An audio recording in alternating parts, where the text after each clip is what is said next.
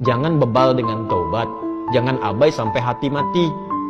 Ya, kalau sudah hatinya mati susah nanti.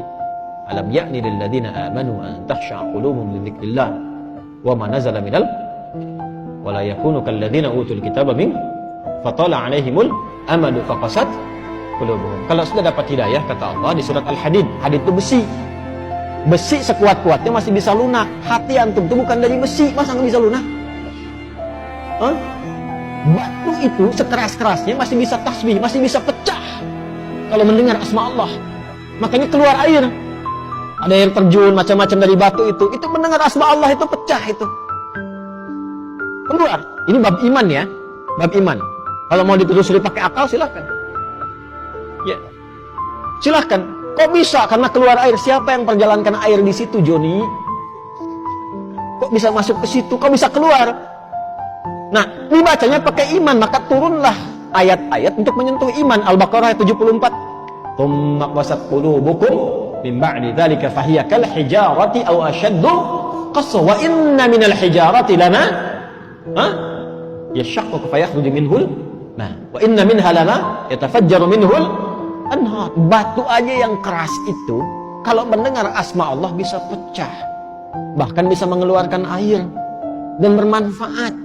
Antum itu batu itu ya, kalau kita lihat kerasnya luar biasa, tapi hati kita itu kan bukan dibuat dari batu. Masa batu yang keras saja masih bisa lembut mendengar asma Allah? Hati Anda yang dicipta tidak dari batu, kenapa tidak bisa tersentuh? Ada apa itu? Nah, ternyata maksiat itu bisa membuat hati keras melebihi batu. Waktunya yang paling ideal bertobat diantaranya itu 10 hari pertama bulan Dzulhijjah. Karena pada saat itu rahmat Allah diturunkan, ampun ditebarkan. Ya, kalau ada orang masih belum mampu untuk menyebut asma Allah dan beristighfar di waktu itu, kita doakan.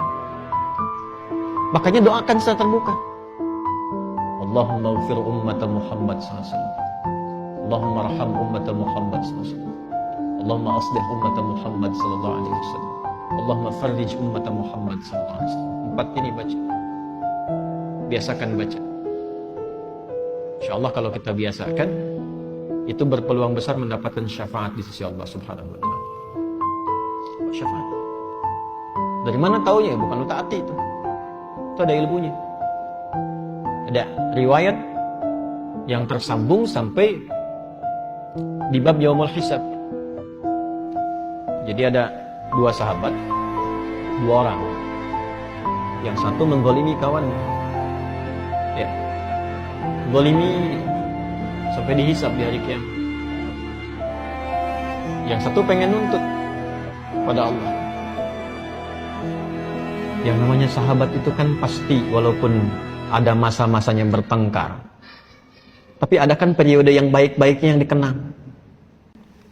Makanya Sayyidina Ali bin Abi Thalib radhiyallahu taala anhu pernah mengajarkan, kalau saling menyukai, ini menyukai dalam arti berteman baik ya.